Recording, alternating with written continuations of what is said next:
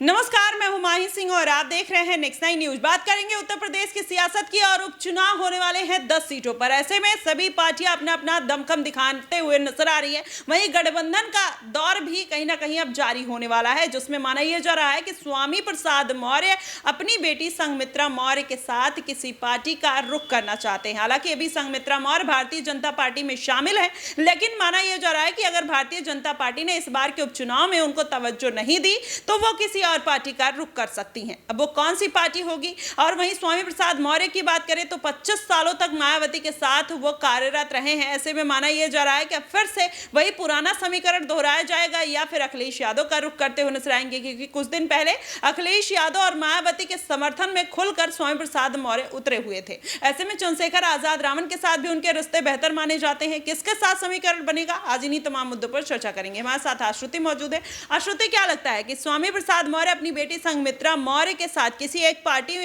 का रुख करेंगे? वो पार्टी क्या मायावती की होगी या चंद्रशेखर आजाद की, या फिर अलग अलग पार्टियों में ताल ठोकते हुए नजर आएंगे? क्या कुछ लगता है? देखिए, स्वामी प्रसाद मौर्य की बात कर लें तो इस बार के लोकसभा चुनाव में कुशीनगर से हार के बाद स्वामी प्रसाद मौर्य कहीं ना कहीं अपने दलित वोट बैंक को जब साधने में कामयाब साबित नहीं हुए तो उसके बाद उन्हें समझ आया कि उन्होंने तमाम जो पार्टियां छोड़ी हैं, चाहे बसपा की बात कर लें, आप समाजवादी पार्टी की बात कर लें, भारतीय जनता पार्टी की बात कर लें, स्वामी मौर्य अपनी पार्टी बना तो चुके हैं, अपनी पार्टी का विकास नहीं कर पा रहे। ये बहुत बड़ा एक मुद्दा है। और वहीं दूसरी ओर उनकी बेटी संघमित्रा मौर्य की बात कर ली जाए तो मुझे लगता है संघमित्रा मौर्य चंद्रशेखर आजाद पर दांव चलेंगी यहाँ पर, या फिर आजाद कहीं ना कहीं संघमित्रा मौर्य को अपनी पार्टी में शामिल करवा सकते हैं। कारण उसका यह भी है, पहली बात संघमित्रा मौर्य एक पूरे क्षेत्र का दबदबा लेकर आती हैं। दूसरी बात, संघमित्रा मौर्य सांसद रह चुकी हैं, तो अगर अनुभव की बात करें तो संघमित्रा मौर्य आजाद की पार्टी में शामिल होकर एक बेहतर अनुभव आगे लेकर आ पाएंगी। और तीसरी बात अगर आप देखें तो संघमित्रा मौर्य भारतीय जनता पार्टी से नाराज भी हैं। एक वो जो बगावती सुर का जो एक रवैया है उनका, वो देखने को मिल रहा है, एक लंबे समय से देखने को मिल रहा है। उसका फायदा आजाद उठा सकते हैं। अगर चंद्रशेखर आजाद रणनीति के तौर पर और राजनीतिक तौर पर अगर देखें तो उत्तर प्रदेश में संघमित्रा मौर्य जैसी एक बड़े चेहरे को, एक दलितों के एक बड़े चेहरे को अगर आप अपनी ओर लेकर आएंगे तो मुझे ऐसा लगता है दो दलित के बड़े चेहरे आने वाले उपचुनाव में कोई बड़ा खेल कर सकते हैं। और स्वामी प्रसाद मौर्य पर भी मुझे ऐसा लगता है आजाद दाव चलना उन्हें चाहिए, क्योंकि स्वामी प्रसाद मौर्य कोशिश कर रहे हैं बसपा के खेमे में जाने की, लेकिन बहुजन समाज पार्टी उत्तर प्रदेश में आखिर क्या रणनीति बना रही है? क्योंकि पहली मायावती आकाश आनंद को दिशा निर्देश दे चुकी है कि आप उत्तर प्रदेश में कोई भी ऐसी बयानबाजी नहीं करेंगे जो आपकी पार्टी या हमारे खिलाफ जाती नजर आए। किसी अन्य पार्टी पर आप निशाना नहीं साधेंगे।